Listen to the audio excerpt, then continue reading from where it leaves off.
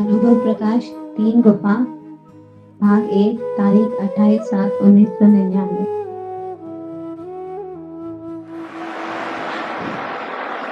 नमो अभियंताय नमो सुताय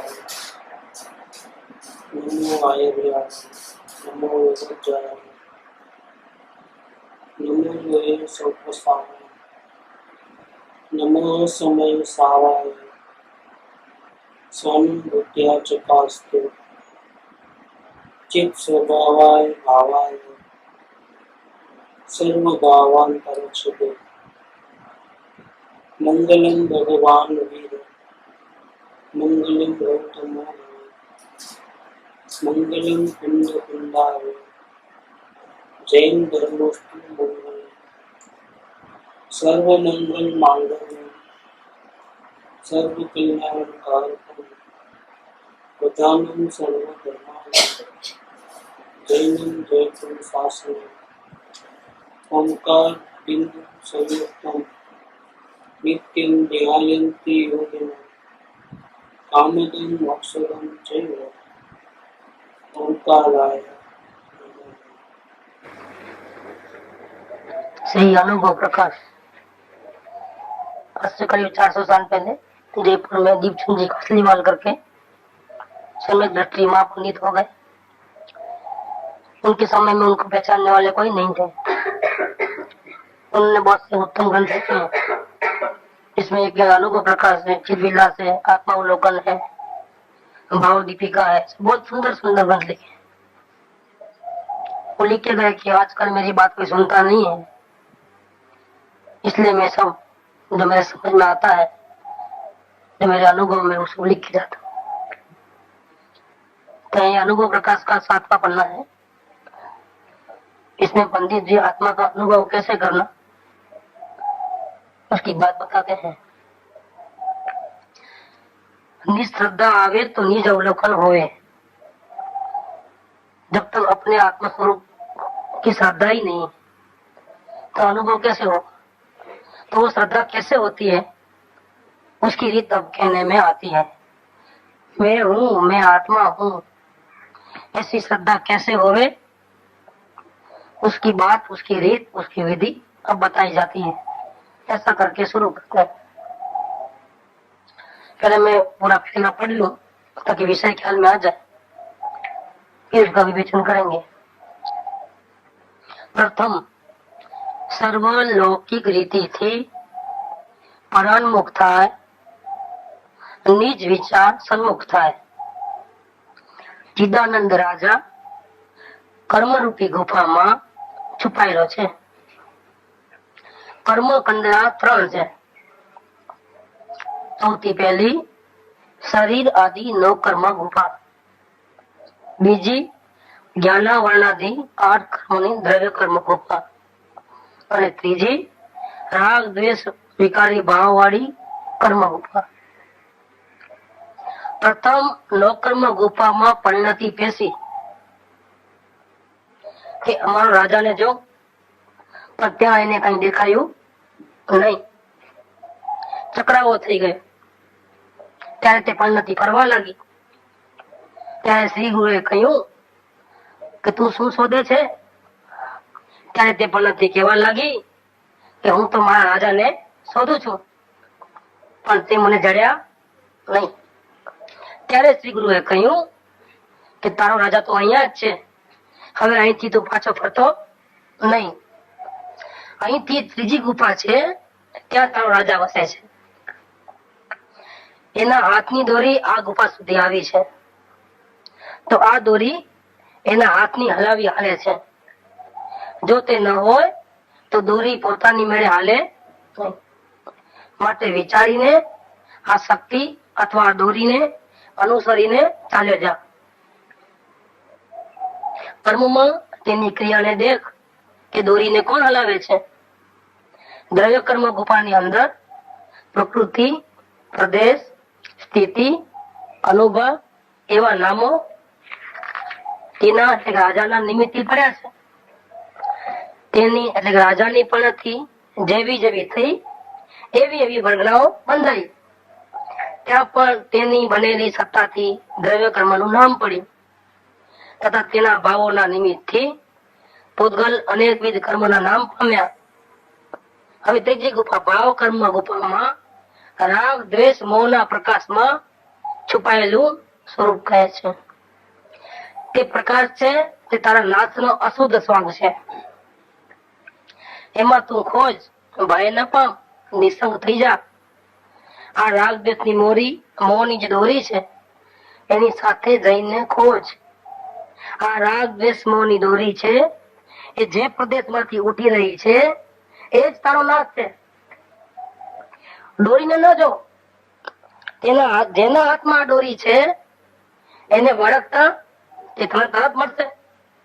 તારો નાથ નિજ ચૈતન્ય જ્ઞાનના મહિમાને છુપાવીને બેઠો છે, તેને તું ઓળખી લે. આ ગુપ્ત જ્ઞાન થયું એટલે તારો નાથ છુપાયેલો રહેશે નહીં. ત્યાં તું ચેતના પ્રકાશ રૂપ ચિદાનંદ રાજાને પામી અને સુખી થઈ જઈશ. આ તને મેં નિસુખ નો ઉપાય કયો. આ નિસુખ આત્માનો સુખ, અતિન્દ્રિય સુખ તો નિજ ઉપયોગમાં રહેલું છે. ક્યાં રહેલું છે? નિજ ઉપયોગમાં. અહીંયા સુધી આપણે લેવું છે ચેપ્ટર. देखो अभी पूरी रीत बताई है कि हमारा जो भगवान है हम स्वयं है वो 3 गुफा के अंदर है. पहली गुफा तो दिख रही है आंखों से भी. कौन सी है? बड़ी. अंदर में 8 कर्म जो भूतकाल में बांधे हैं उसका एक कार्बन शरीर है, वो अंदर में. और दूसरा इसके अंदर राग द्वेष मोह के भाव है. घड़ी में क्रोध के, घड़ी में मान के, माया के. इसके पीछे राजा है भगवान आत्मा, सारी दुनिया को जानने वाला, ज्ञान का पुंज, चैतन्य हरीसा, स्वयं परमात्मा, शुद्ध बुद्ध चैतन्य घन वहाँ है. वो मैं स्वयं हूँ. लेकिन उसको देखने के लिए क्या करना कि हमारी नजर जो है वहां तक पहुंचनी चाहिए. 3 गुफा के पास, मतलब पहली गुफा में नहीं मिलेगा, दूसरी गुफा में नहीं मिलेगा, तीसरी गुफा है उसके पीछे है. तीसरी गुफा क्रॉस करने के आगे बढ़ोगे, देखोगे तो आत्मा मिल जाए. तो हमारा उपयोग वहां तक ले जाना है. लेकिन हमारा उपयोग बहुत स्थूल हो गया है. जैसे बारीक सोए है, उसमें धागा परोना है, लेकिन हमको आँख की रोशनी बहुत कमजोर है, ठीक से चल भी नहीं सकते. क्या? तो उसको धागा परोने में बहुत तकलीफ होती है. ऐसे हमारा उपयोग कमजोर हो गया है. शक्ति अंदर में है लेकिन आँख कमजोर हो गई है. हम बराबर देख सकते, वहां तक पहुंच नहीं सकते. अब शक्ति को बढ़ाना है. शक्ति को कैसे बढ़ाओगे? तो पहले शर्त रखिए यहाँ पर कि अपने आत्मा को ढूंढने से पहले एक शर्त है. क्या शर्त है भैया? प्रथम सर्व लौकिक रीति थी परान्मुख થઈ જાય. ये जो दुनिया का व्यवहार है, बिजनेस करना, अपना अपना व्यवसाय रहता है, सबका नौकरी, धंधा, दलाली, कमीशन एजेंट, जो भी. और स्त्री जो आत्मा है उनको घर बाल बच्चे, पड़ोस पड़ोस व्यवहार तो संभालना रहता है. समाज का व्यवहार होता है, परिवार का व्यवहार होता है. कोई बीमार पड़ा तो खबर देखने को जाना पड़ता है. कोई रिश्ते में गुजर गया तो वहां प्रार्थना में भी, शादी ब्याह में, बर्थडे पार्टी, ये सब रहता है. इसके अलावा ये शरीर की पंचायत, उसको अच्छा साफ सुथरा रखना, नहाना धुलाना, खाना पीना, पहनना ओढ़ना, उसको श्रृंगार करना, ये भी रहता है. ये सब क्या है? लोक का व्यवहार है. हम जंगल में नहीं रहते हैं, हम रोज स्नान करना पड़ता है. इसके अलावा रोज भगवान के दर्शन करना, शास्त्र पढ़ना, ये भी एक व्यवहार है.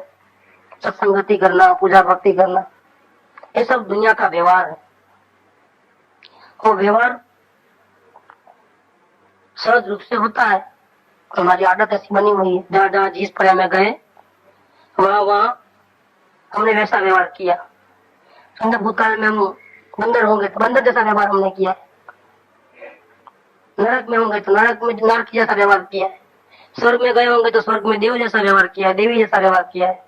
हम मनुष्य गति में आए तो जो हमारा समाज, बिरादरी, संप्रदाय, परिवार जैसा व्यवहार करते हैं वैसा हम करते हैं। लेकिन आत्मा का उपयोग बहुत कमजोर है अभी। इतने इस कमजोर, अंदर में शक्ति पूरी है लेकिन बाहर में उसकी इतनी पहुंच नहीं है कि वो अंतर्मुख होकर के अपने प्रभु को जान सके, क्योंकि उपयोग बढ़ गया है। उसको भी देखना, उसको भी देखना, उसको भी देखना, उसको भी देखना। दुनिया में कितने पदार्थ हैं? बहुत। अपन चाहते कितनी है? बहुत। अपना एक तो ज्ञान कम, और उसको भी हमने ये करना करना करना करके रोक के रखा है। आत्मा बेचारा एक, और काम कितने? कभी कम होता ही नहीं है। थोड़े न्यूज सुलटाओ दूसरे और आ जाते हैं, फिर सुलटाओ तो फाइल कभी खाली होती। समय कहां से निकालेगा अपने आत्मा को देखने में? इसलिए भैया, अगर आत्मा को देखना है, परम सुखी होना है, जन्म मरण का अंत करना है, शिव गुरु की आज्ञा पे चलना है, सभी दुखों से छूट जाना है, ये अपने मनुष्य भाव को सफल करना है, तो तेरे जो सीमित ज्ञान है उसको वहां वहां मत भटका। 6 महीने के लिए जानबूझ करके अंधे, बहरे, लूले, लंगड़े हो जाओ। मतलब आग खोलना नहीं है, लेकिन कुछ देखना नहीं है। हमारे प्रभु के सिवा हमको कुछ नहीं देखना है। कान में पोते नहीं लगाना है, लेकिन हमको आत्मा के गीत सुनना है, और कोई चर्चा विचार में हमको नहीं। दुनिया में काम भोग बंधन की कथा कई बार सुनी, कई बार परिचय में आई, और कई बार अनुभव में आ चुकी है। अभी तो हमको एकत्व विभाग आत्मा की बात सुनना है, इसके अलावा मुझे कुछ सुनना। जहाँ वो बात मिलेगी तो वो बात सुनूंगा, नहीं मिलेगी तो सुनना बंद कर दूं। कहीं जाना नहीं है, लंगड़ा हो जाना है।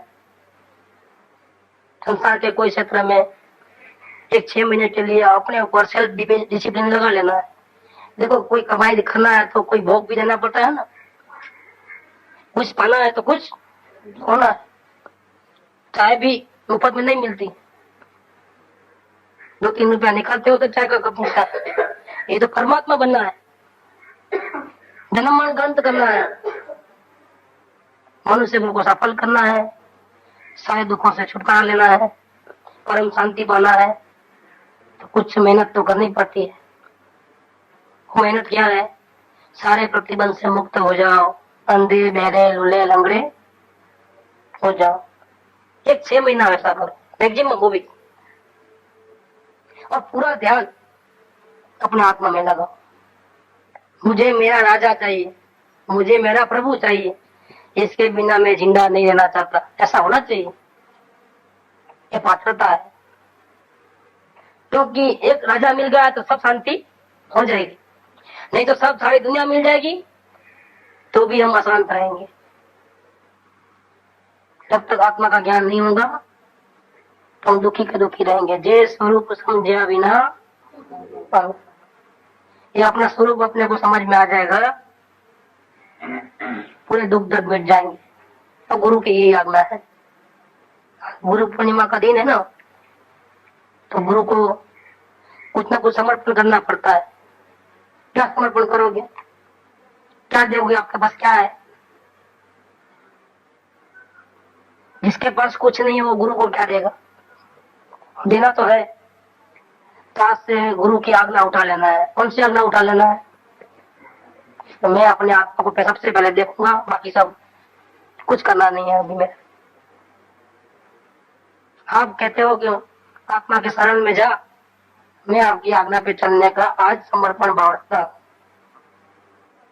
जब तक मुझे मेरे आत्मा के दर्शन नहीं होंगे, मिथ्यात्व का अंत नहीं होगा, सम्यक दर्शन की प्राप्ति नहीं होगी, तब तक मेरा रुचि, मेरा ध्यान जगत के कोई भी पदार्थ में नहीं होगा। ये हमारी प्रतिज्ञा है।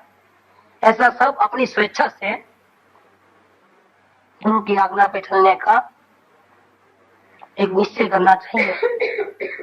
संसार में भी कोई कार्य करते हैं तो पहले निश्चय करते हैं, बाद में वो कार्य। ये बहुत बड़ा काम लेके बैठे।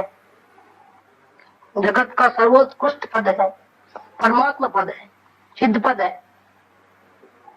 परम शांति का पद है। उस पद को प्राप्त करना है और शक्ति थोड़ी है, तो हमको गुरु की आज्ञा पे चलना है। हाँ, एकदम साथ में चलना है। पहाड़ तो हिमालय का है, लेकिन हमको चलना कितना है?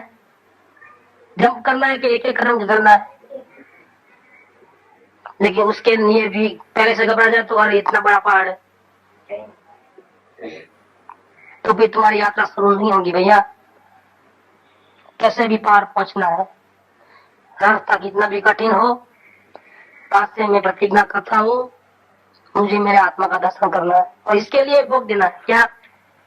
प्रथम सर्वलौकिक रीति से परान्मुक्त हो जाओ, तब ज्ञान को कुछ काम नहीं रहेगा, फिर भटक भटक नहीं होगी। अब फ्री हो गया ना, अब कोई काम नहीं रहा ना, नहीं तो काम तो कभी खत्म होने वाले नहीं। मरते दम तक मरेगा तो भी कुछ काम छोड़ के जाएगा, फिर आत्मा कब देखेगा?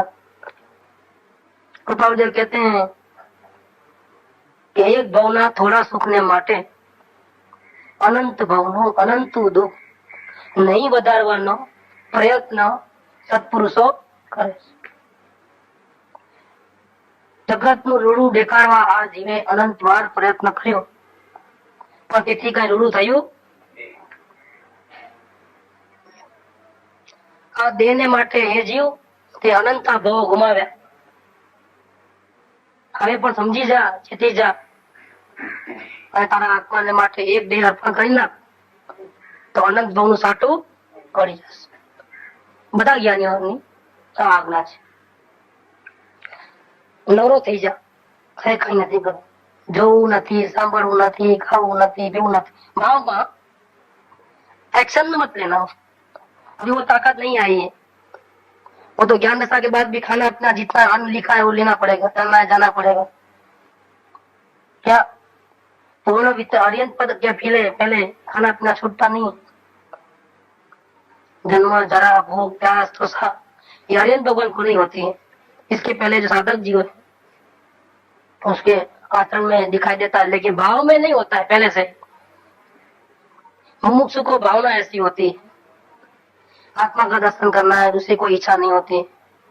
और ज्ञानी हो गया तो अभिप्राय में से सब निकल जाता है, सर्व इच्छा।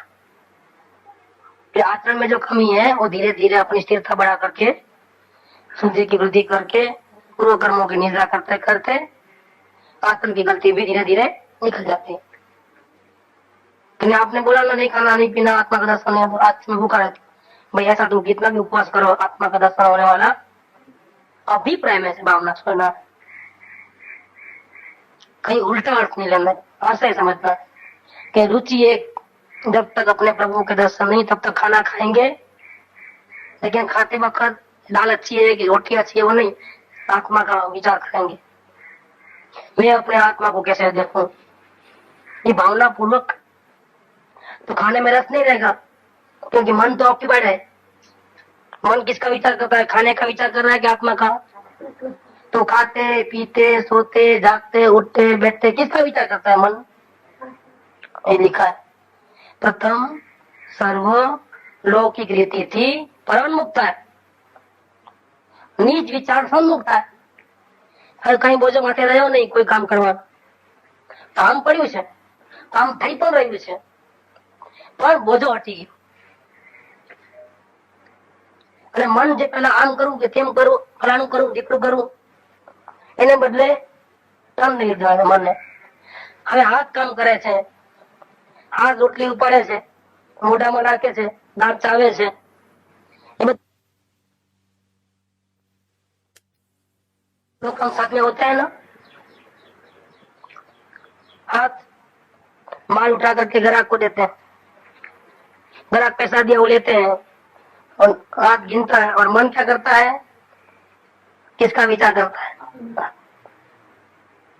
जड़ की क्रिया जड़ करे, चेतन की क्रिया तू तारू संभाल।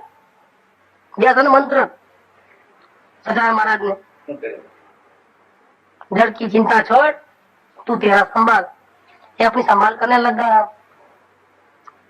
बोझा हटा दिया। कार्य चालू है क्योंकि संसारी जीव है, पूरा सभी कर्मों की निद्रा नहीं हुई है, अभी आत्मा का अनुभव नहीं हुआ है, तो कार्य तो संसार के चालू रहते हैं, लेकिन मन वहां नहीं है। अब काम एक आत्मार्थ नो बीजो नहीं, ये स्थिति हो गई। जब ऐसी स्थिति आती है तो ये जीव आत्मा का दर्शन करने के लिए योग्य पात्रता में आया है। आत्मा का दर्शन भी करना है, संसार के काम भी सब करना है, संसार का सब काम बराबर चले, इसके बाद फालतू के समय में आत्म कल्याण करना है। वो अभी इसकी इतनी योग्यता नहीं है कि वो अपने आत्मा को, परमात्मा को देख पाए। सब काम छोड़ करके, मतलब बोझा छोड़ करके, सारे गांवों की पंचायत छोड़ करके, व्यवहार को छोड़ करके सिर्फ आत्मा देखने का भाव अंदर में हो, उसके लिए यथाशक्ति जो प्रयत्न गुरु बता वैसा हो, सही विधि हो, तो आत्मा का दर्शन जरूर होता है।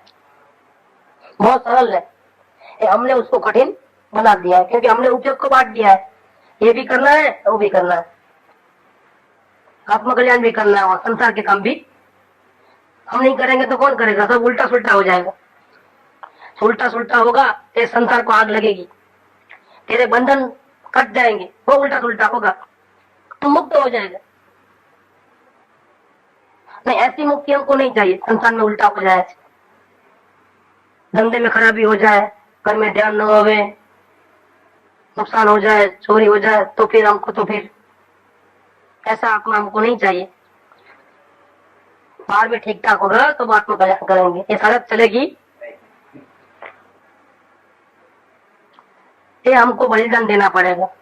अनंत जन्मों में हमने बहुत गलती की, बहुत भूले भटके।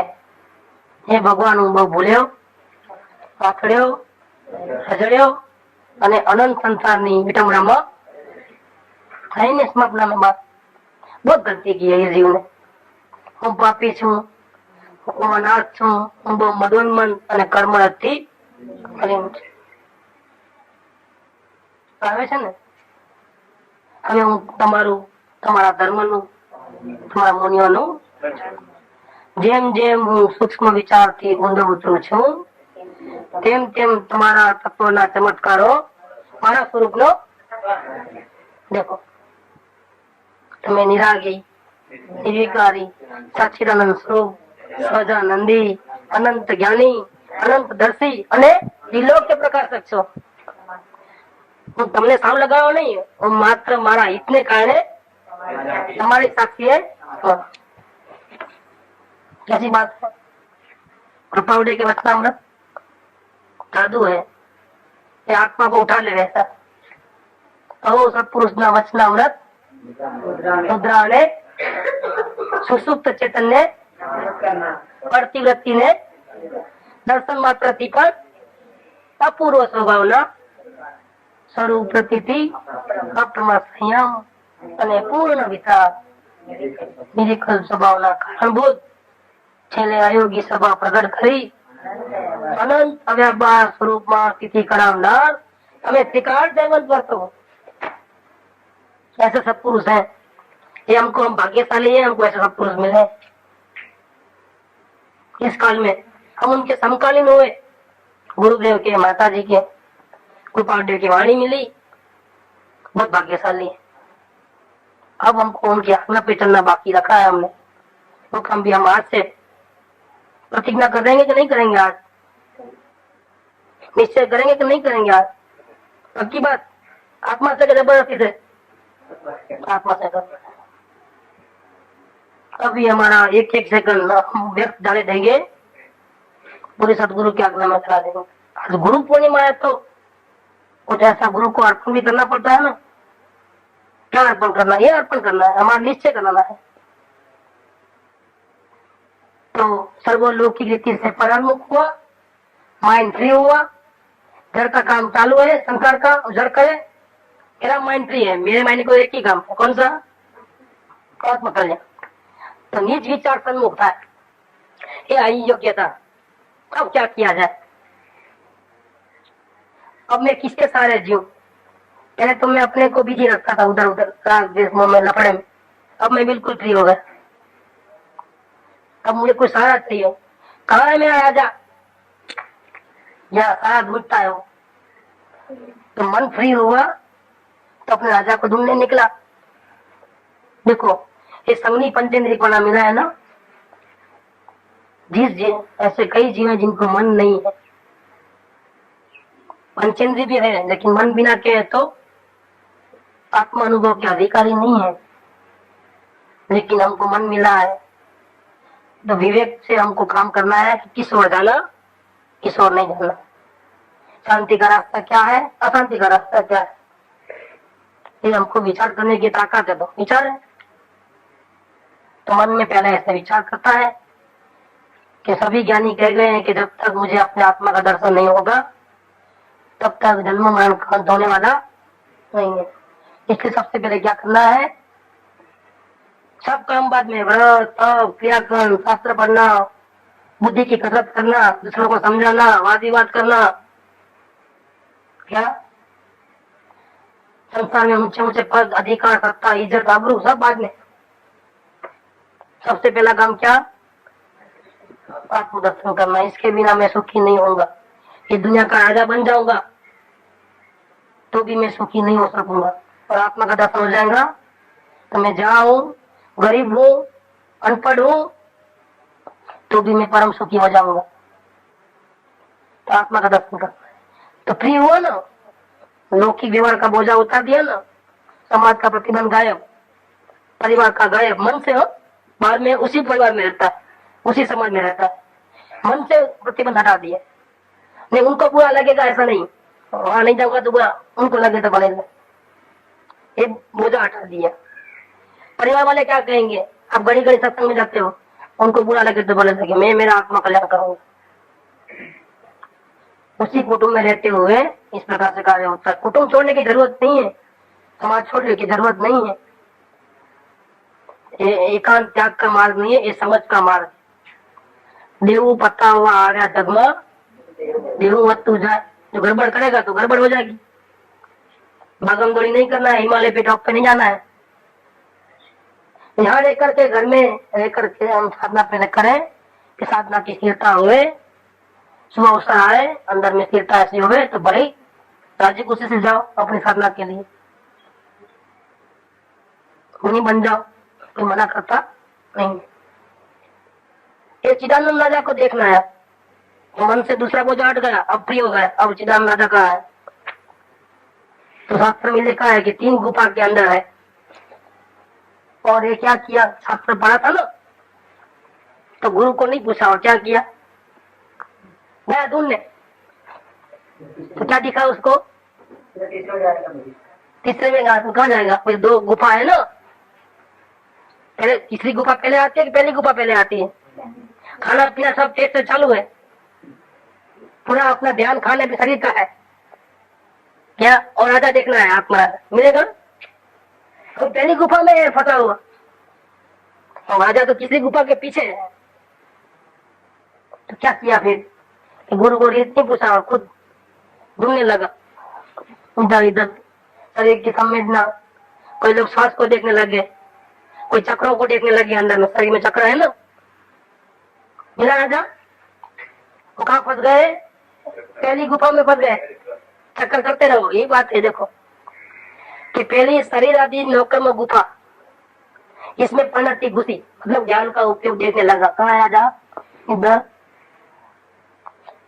और मैं अपने राजा को ढूंढने लगा तो क्या राजा मिला नहीं, क्या किने कहीं देखा यूं, चक्कर चक्कर होने लगा, मतलब फिरते रहा इधर, बार बार देखते रहा।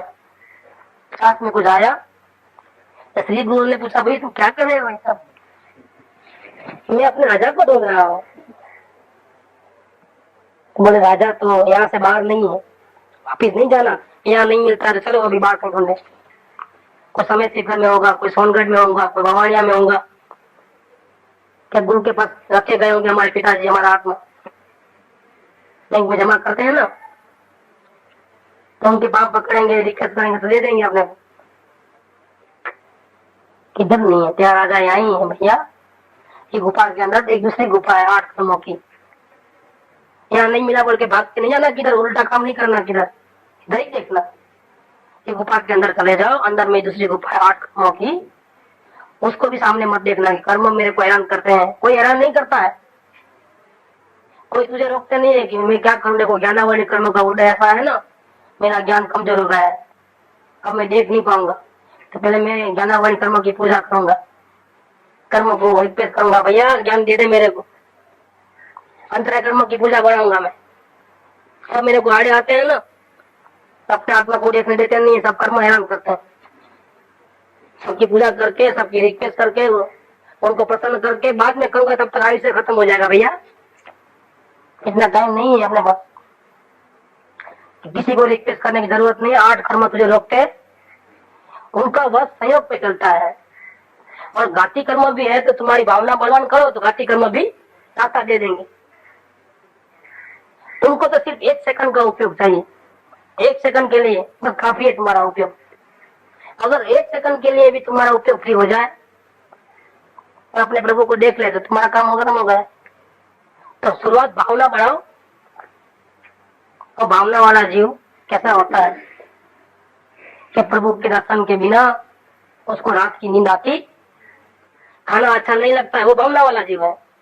जब ऐसी भावना जगेगी तो चाहे जितने कर्मों का उदय होंगे ना, घाती अघाती सब रास्ता दे देंगे।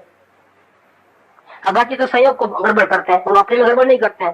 बुखार आता है, सर दुखता है, आंख भारी हो गई, पैर में वो आ गया, सुनपना आ गया, वो तो वहां लगता है अघाती कर्म। और इसमें घाती कर्मों में हम कोशिश करते हैं लेकिन टाइम लगता है। कोई हमारे भूसे भरे रहते हैं अगल विकल्प के, हमारी कुछ समझने में गलती हो जाती है, हम ही अपने आप को आगे आते हैं, ऐसा कुछ बनता है, रास्ता साफ नहीं दिखाई देता है कोशिश करने के बावजूद। ये घाती कर्मों का कार्य है, उनका निमित्त है। तो हमारा यहाँ उपादान में कमजोरी है। भावना से उपादान को मजबूत करो, भावना की तलवार लेके जाओ, रास्ता दे देंगे। कब तक बताएंगे? अगर हमारी शुद्ध भावना है तो 14 ब्रह्मांड को भी सुनने होना पड़ेगा। 4 घाती कर्मों को हटाएगा कौन? अभी आत्मज्ञान तो हुआ नहीं, किसके पास आ जाएगा वो? ज्ञान की तलवार हाथ में आई नहीं है। आत्म भावना भाव था केवल ज्ञान। तुम्हारा अंतकरण शुद्ध है, तुम ईमानदारी से अपने प्रभु को दिखना चाहते हो, कोई घाती कर्म तुझे रोकेगा न ज्ञानावाणी, न दक्षिणावाणी, न मोहनी, न अंतराय। इसलिए दूसरी गुफा में कर्मों को विनंती करने के लिए तुझे कोई जरूरत नहीं है। संयोग की भीख मांगने की, अनुकूलता की तुझे कोई जरूरत नहीं है। संयोग तुम्हारे बाद में खराब हो अघाती कर्मों के कारण, तो भी तुम अपने आत्मा को देख सकता हो। इसलिए वहां रुकना नहीं, डायरेक्ट जी गुफा में चले जाना। क्या बोले? बाहर में तो है नहीं, गृह कर्म में किसी की अनुकूलता बाहर की लेने की जरूरत नहीं है। जो भी मूंझवण है, बेचैनी है, वो घाती कर्मों के कारण से। लेकिन उनको राजी करने के लिए तुझे कुछ करना नहीं है, भावना बढ़ा दो, होगा। बेचैनी होगी, घबराहट होगी, रास्ता नहीं मिलता है तो सब होता है, मूंझवण होती है, क्या करूं, ऐसा होता है। घबराने की कोई बात नहीं है, सभी को ऐसे दिन आते हैं साधना वाले। लेकिन जिसकी भावना मजबूत होती है वो वापिस नहीं जाते हैं, वापिस जाते हैं वो कायर पुरुष है। अरे मार्ग तो वीर का मार्ग है, हरि नो मार्ग छे सुरानो, नहीं कायर नु वचनामृत वितरागना, परम शांत रसमूल औषध जय भव रोगना। पर कायर ने ऐसे डरना नहीं, ऐसा होगा डरना नहीं, कहीं भी रुकना नहीं, डायरेक्ट त्रिजी गुफा पे चले जाना। त्रिजी गुफा पे चले जाना तो राग द्वेष मोह है, घड़ी घड़ी में बाहर का जो वातावरण है संयोग है। संयोग 2 प्रकार के, अनुकूल प्रतिकूल। और हमारा उसमें उजड़ना होता है तो हमको सुख या दुख होता है। सुख कौन सा? आत्मा का नहीं, संसारी सुख, संसारी दुख। तीव्र दुख हो दुख और कम दुख हो संसारी सुख। क्या सुख है? बास कहो, भूख लगी, खाना खाया और सुख मिला। सुख मिला आत्मा का, ये साता वेदनी का सुख है, आत्मा का आनंद। साता वेदनी का सुख टिकने वाला, आत्मा का सुख चिरकाल अनंत काल तक ये सुख मिलने के बाद जाने वाला पश्चात दुख थे सुख नहीं। आत्मिक आनंद हमेशा टिकता है। तो ये अंदर में चला जाता है तो राग द्वेष मोह है, अशांति अशांति है। कसाय मंद होता है, थोड़ी शांति लगती है, कसाय तीव्र होते हैं ऑफिस, फिर अशांति हो जाती है। ये चक्कर है, चल रहा है, अपना इन्वॉल्वमेंट है। ये जो राग द्वेष मोह के बाद पुण्य और पाप के खेल, ये जो स्वांग है, नाटक चल रहा है, ये चेतन का विकारी मन है। क्या कहते हैं देखो,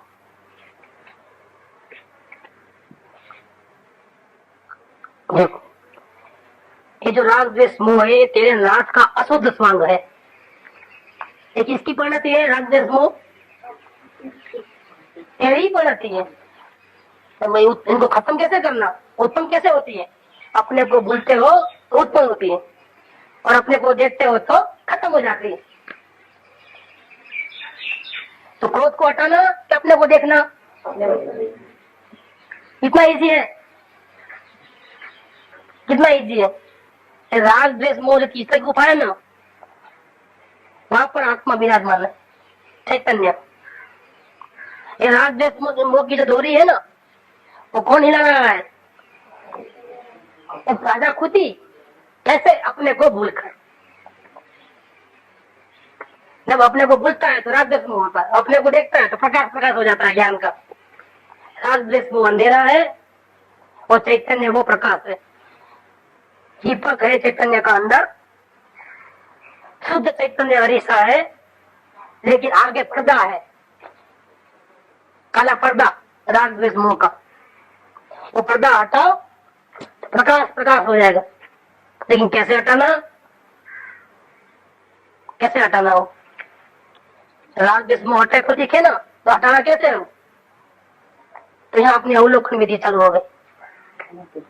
यहाँ पर अवलोकन विधि चालू हुई कि पहले आत्मा को देखना, फिर राग द्वेष मोह को देखना। पर्दा आते बिना तो दिखेगा नहीं। जहाँ पर्दा है वहीं आत्मा है, छुपा हुआ। पर्दा है वो आवरण है राग द्वेष मोह का, वो आत्मा है, वो स्वयं है। स्वयं के ऊपर स्वयं ने राग द्वेष मोह करके पर्दा लगाया है। अब स्वयं को राग द्वेष मोह हट जाएगा, पर्दा हटा देगा तो स्वयं बिल्कुल प्रकाशित, वो हाजिर है। छुपा हुआ मतलब कहीं घूम नहीं हो गया है, कहीं बाहर नहीं चले गया है, क्या ही है।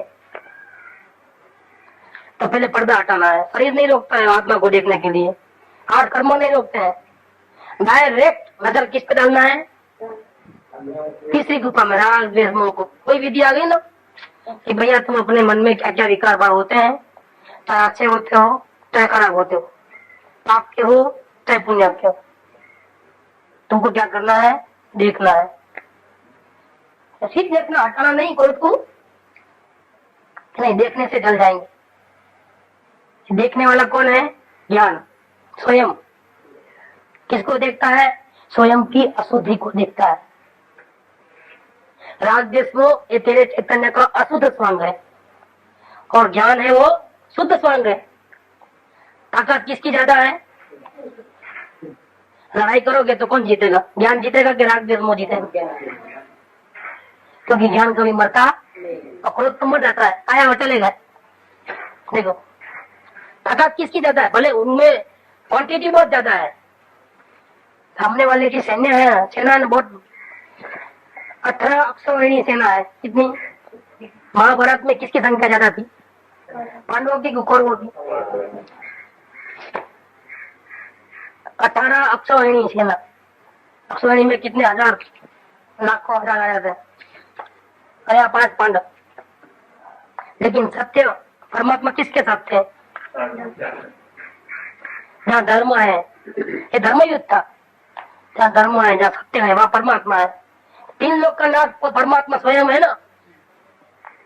ये किसके साइड में है? ज्ञान की साइड में है कि राग द्वेष मोह की साइड में है?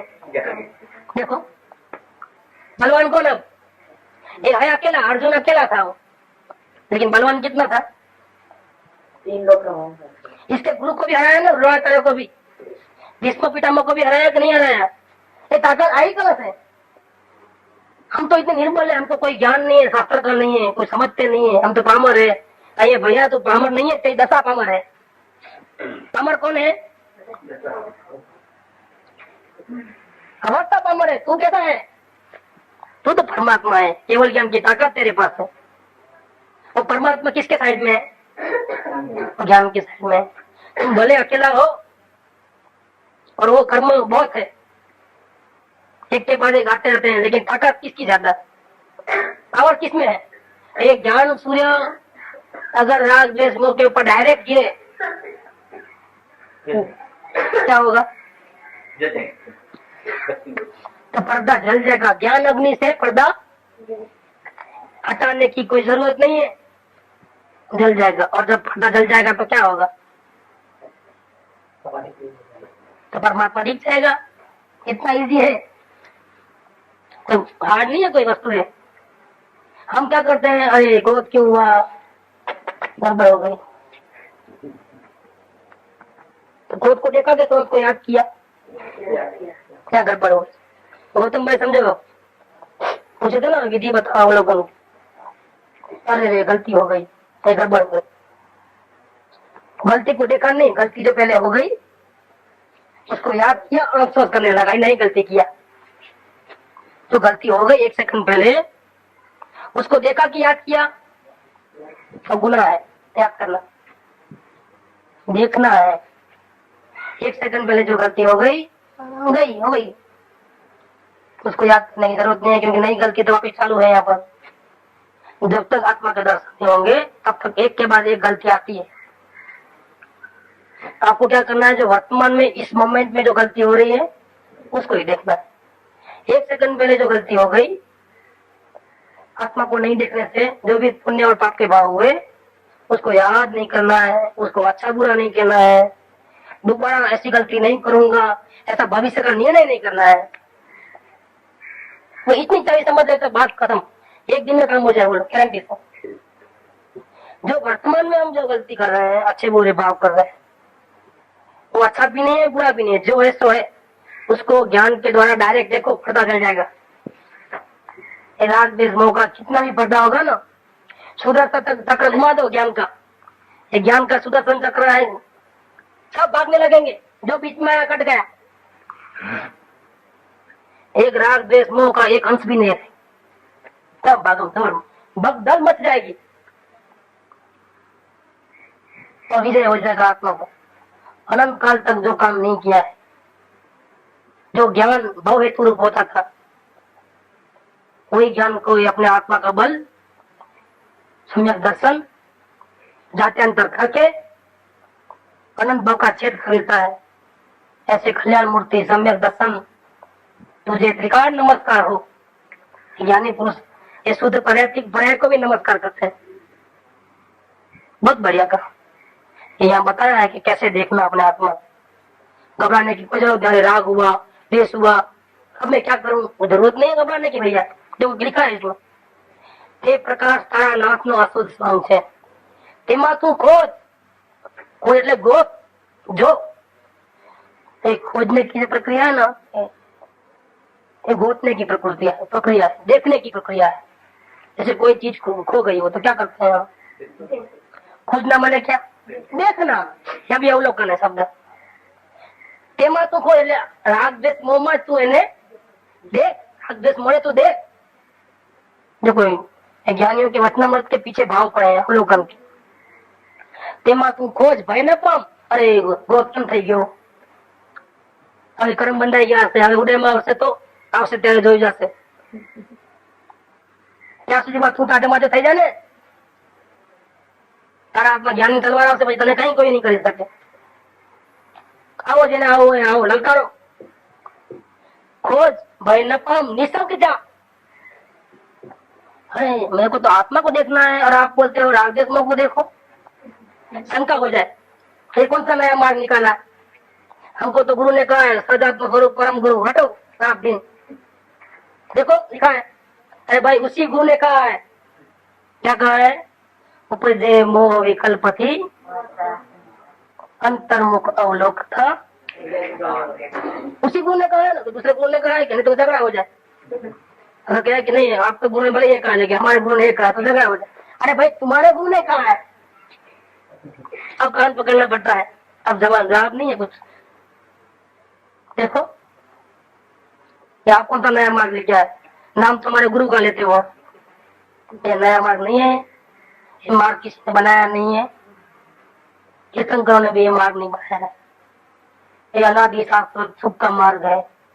तीर्थंकरों ने, परम ज्ञानियों ने करुणा से इसको प्रकाशित किया। एक हो इतना कर्म, ये किसी ने बनाया नहीं है, शाश्वत मार्ग छूटने का।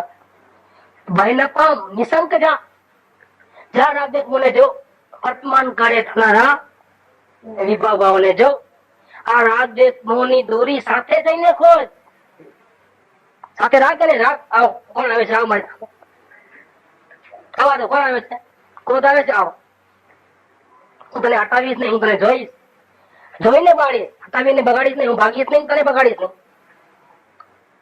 હું તને ડરાવીને જેને જીવતો નહીં રાખવા માંગુ આવે, ડરાવીને બગાડે તો બગાડવું નથી મારે, અને મારી નાખવો છે મારે, તો તું ભાગને ઉભો આવ અહીંયા સામે આવ, રાગને મારી નાખ તો તું અંદરમાં જઈ શકીશ, મતલબ રાગને મારી નાખ તો તું અંદરમાં જઈ શકીશ। આ તો બગાડવાની કોશિશ કરે, એ ભાઈ કોઈ શા માટે આવે છે, ભાગી જા ને, બગાડવું નથી કોઈને, આવો આવો, જેને આવવું હોય આવો, મારામાં તાકાત છે, મારી સાથે પરમેશ્વર છે, ત્રણ નો નાશ છે મારી સાથે, હું જોઈશ અને મારી દ્રષ્ટિ પર છે ને તું બળી જઈશ, અને મારવાની મારામાં કઈ જરૂર નથી તને મારવાની, અને હાથે નહીં લગાડો, પણ મારા પ્રકાશ ની સામે તારો અંધકાર મારા પ્રકાશ ને જીવી શકશે। રાગ અંધકાર છે ને જ્ઞાન પ્રકાશ છે, તારો ને મારો મેળ નહીં થાય, એનો સારો નશો નહીં કરવા, જો ના કરો, આ જ્ઞાન જાગે।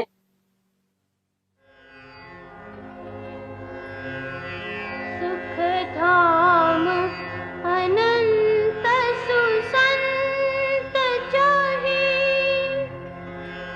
दिन रात्र रहे तद ध्यान मही, पर शांति अनंत सुधामय जे, प्रणमो पद ते